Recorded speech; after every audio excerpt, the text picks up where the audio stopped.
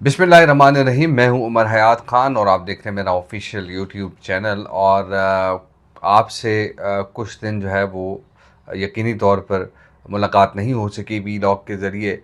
और आज जो वीलॉग हम बनाने जा रहे हैं, बड़ा इम्पॉर्टेंट एक इशू है।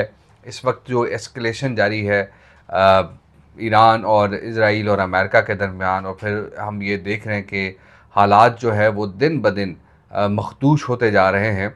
और जो इस वक्त मिडल ईस्ट की सिचुएशन है उसमें भी हम देख रहे हैं कि पर तोले जा रहे हैं। जो मिडल ईस्ट की हुकूमतें हैं उनकी जानिब से भी ईरान को जवाब दिया जा रहा है, कि कहा जा रहा है कि ईरान जो है वो होश के नाखून ले। लेकिन जो ताज़ा तरीन अटैक्स हुए हैं ईरान पर, उसमें हम देख रहे हैं कि बड़े दावे सामने आए हैं इसराइल की जानिब से, और अमेरिका की जानिब से भी दावे सामने। लेकिन जो डोनाल्ड ट्रंप हैं उन्होंने कल जो है वो एक बात की है, और उन्होंने कहा कि अब जो ईरान पे हमला होगा वो बहुत ही स्ट्रॉन्ग हमला होगा।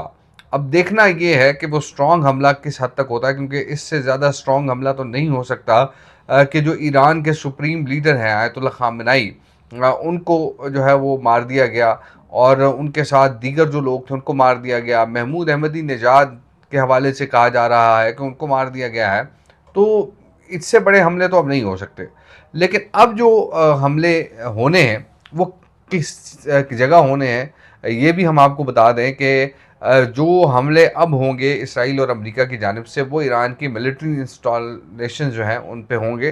ख़ास तौर पर जो उनके एयरपोर्ट्स हैं, जो जंगी एयरपोर्ट्स हैं, या फिर जो उनके बहरी पोर्ट्स हैं, वहाँ पर जो है वो हमले किए जाएंगे। और इसके साथ साथ एक तरफ तो ये हमले हैं अमेरिका और इसराइल की जानिब से, लेकिन दूसरी जानिब से ईरान भी जो है वो अपने वो बसात के मुताबिक इसराइल को निशाना बना रहा है। अमेरिका के जो एसेट्स हैं मिडल ईस्ट के अंदर उनको निशाना बना रहा है, और ख़ास तौर पर जो हवाई अड्डे बनाए गए हैं अमेरिका की जानिब से उनको निशाना बनाया जा रहा है। तो ये इस वक्त ओवरऑल सिचुएशन हमें नज़र आ रही है। लेकिन जो हालात हैं वो यकीनी तौर पर दुरुस्त नहीं हैं।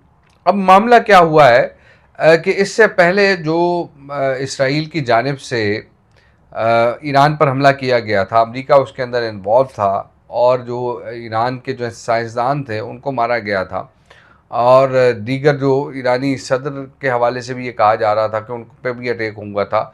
लेकिन उस वक्त ये कहा जा रहा था कि पाकिस्तान ने ईरान की बड़े पैमाने पर मदद की।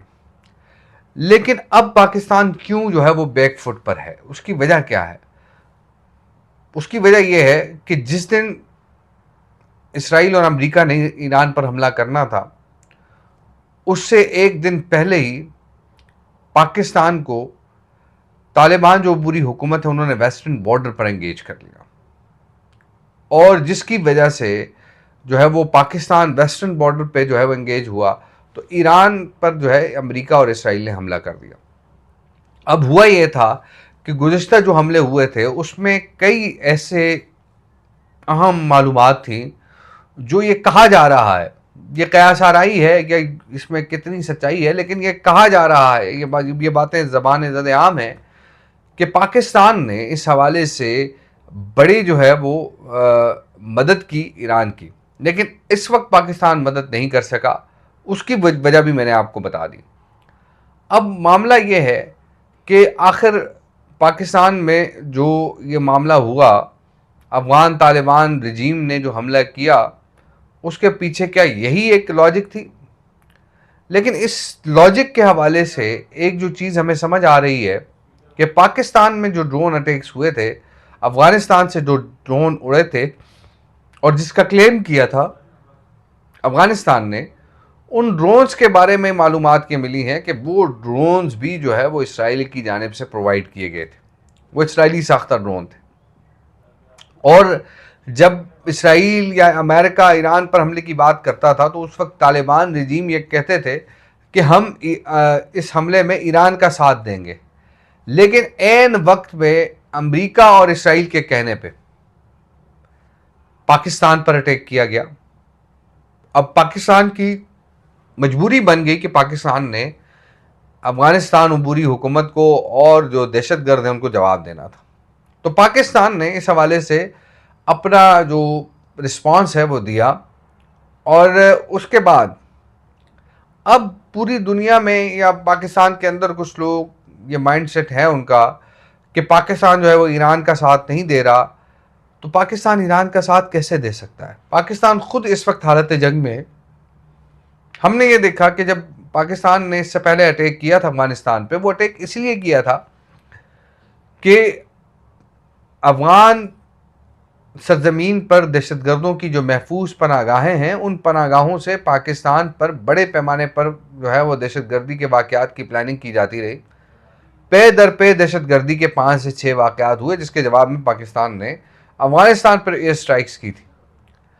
लेकिन ऐसे मौके पर पाकिस्तान कभी एयर स्ट्राइक्स ना करता कि जब इसराइल जो है और अमेरिका ईरान पर हमलावर है। तो ऐसे मौके पर अफगान उबूरी हुकूमत, जो अफगान तालिबान रजीम है, जिनको हम शरीयत मोहम्मदी के पैरोकार कहते हैं, जिनको हम मुसलमान कहते हैं, मोमिन कहते हैं, उन्होंने गैरों के माँ पर जो है वो पाकिस्तान पर अटैक किया, हमला किया। तो इस तरह की सिचुएशन जो है वो यकीनी तौर पर मामलात को मज़ीद बिगाड़ सकती है पाकिस्तान और अफगानिस्तान के दरमियान। अब ईरान के हवाले से एक बड़ा अहम नुक्ता है, वो यही है कि ईरान इस वक्त निशाना बना रहा है मिडल ईस्ट में मौजूद जो अमेरिकन एसेट्स हैं उनको। अब मिडल ईस्ट के जो ममालिक हैं, ख़ास तौर पर मुत्तहिदा अरब इमारात है, इसके साथ साथ दीगर जो ममालिक हैं, बहरीन है, वो ये कहते हैं कि हम पर हमले क्यों किए जा। भाई, आप पर हमले इसलिए किए जा रहे हैं कि ईरान से ये टारगेट्स जो हैं वो करीब हैं, और वो अमेरिकन जो है वो अड्डे हैं, और वहाँ पर अमेरिकन फोर्सेस मौजूद हैं, सबमरीन्स हैं, एयरफोर्स के हैं, फिर आपने उनको अपने समंदरों के अंदर जो है वो जगह दी हुई है।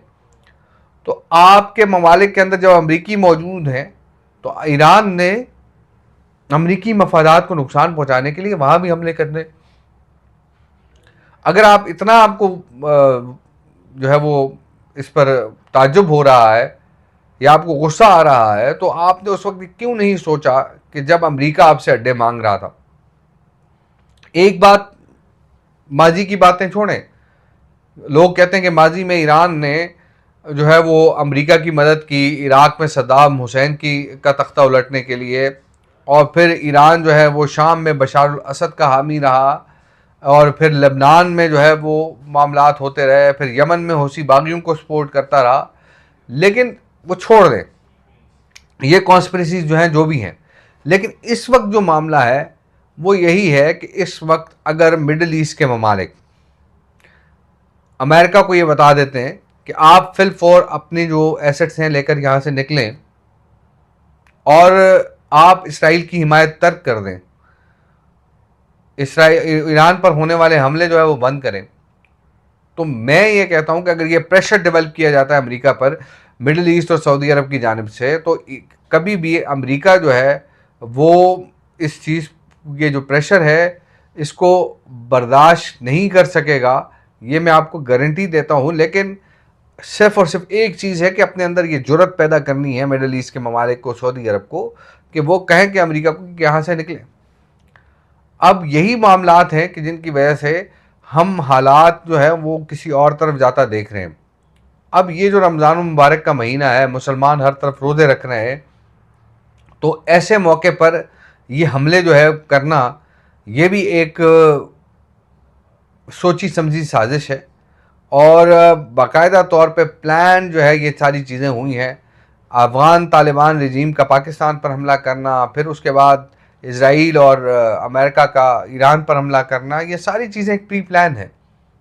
तो ये, क्योंकि हम देख रहे थे कि इससे पहले जो ख़बरें आ रही थी वो ये थी कि अमेरिका ये चाहता है कि इसराइल अपनी फोर्सेस, अपने एम्यूनेशन के साथ जो है वो ईरान पर हमला करे, लेकिन इसराइल ने इस बात पर अमेरिका को कायल किया कि जंग होगी तो दोनों साइड्स के मामलात जो हैं वो, असलाजात जो हैं वो इस्तेमाल होंगे। तो फिर उसके बाद अमेरिका जो है वो मान गया इस बात को। लेकिन अब यकीनी तौर पर हालात किस समझाएंगे, एक बड़ा हमला ईरान पे प्लान किया जा रहा है, और ये बड़ा हमला जो है वो कैसा होगा? क्या मिलिट्री इंस्टॉलेशंस को जो है वो निशाना बनाया जाएगा, या जो अवाम सड़कों पर मौजूद हैं उनको निशाना बनाया जाएगा? तो ये सारे मामलात हैं। हम होप फॉर द बेस्ट, और अल्लाह जो है वो तमाम मुसलमानों को आफ़ियत व खैरियत से रखे। और क्योंकि रमज़ान मुबारक का महीना है, सब लोग दुआएं करें। मुझे दीजिए इजाज़त। अल्लाह निगहबान।